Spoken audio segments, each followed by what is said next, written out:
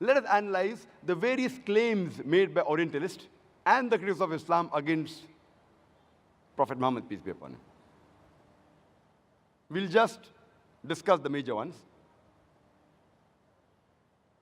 One of the claims made by the critics of Islam is that the Prophet, he lied that he was not the author of the Quran and said it was Almighty God for material gains.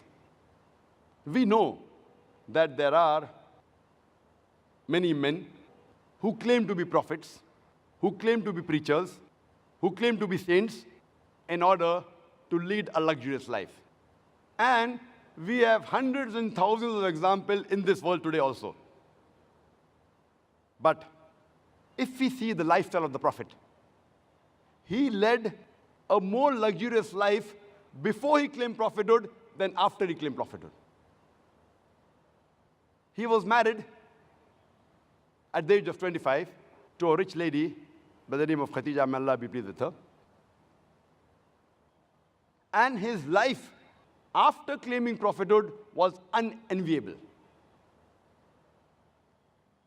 So if he did it for money, his life should be better after claiming prophethood. Like we see today, those people who claim to be prophets and saints and sages. Furthermore, we have records in several Sahih Hadith, including the Hadith narrated by An-Nawawi in Riyadh al-Salihin, Hadith number 492, that one of his wives, Hazrat Aisha, may Allah be pleased with her, she said that there were times when fire was not lit in the house for a month or two, indicating that food was not cooked for a month or two in the house. And we only survived on dates and water, and sometimes milk given by the neighbors. There are various instances, and even verses mentioned in the Quran, that the life was so simple, though he had all the power, he was the leader, he could have led the most luxurious life in the whole of Arabia. That is the reason that there was an occasion when his wives, they protested. And they said that what is the need for us to lead such a life when we can live a much comfortable life? Immediately, there was a revelation sent by Almighty God in Surah Ahzab, chapter number 33, verse number 20 and 29, where it says that, O Prophet, tell your consorts, tell your wives, if they care for the enjoyment of this world and the glitter of this world, I will set you free to enjoy this world and give you a handsome reward.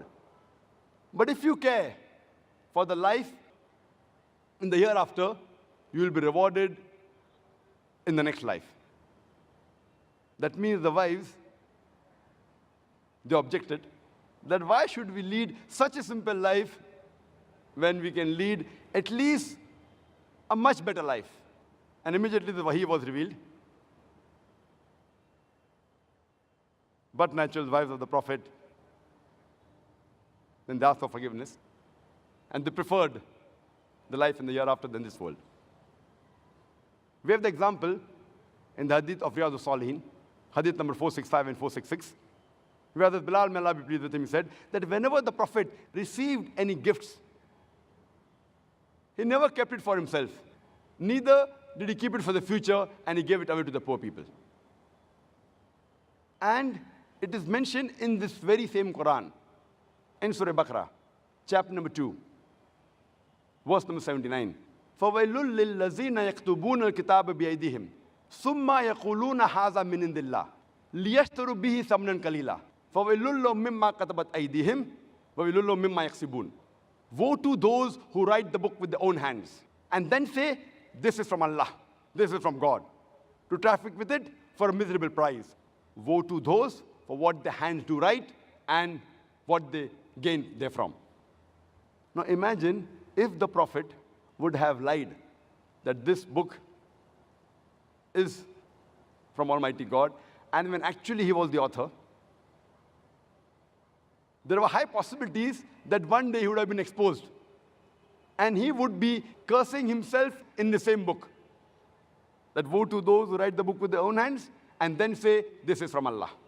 If he would have written the Quran and attributed it to Almighty God, would have ever mentioned such a verse in the Quran.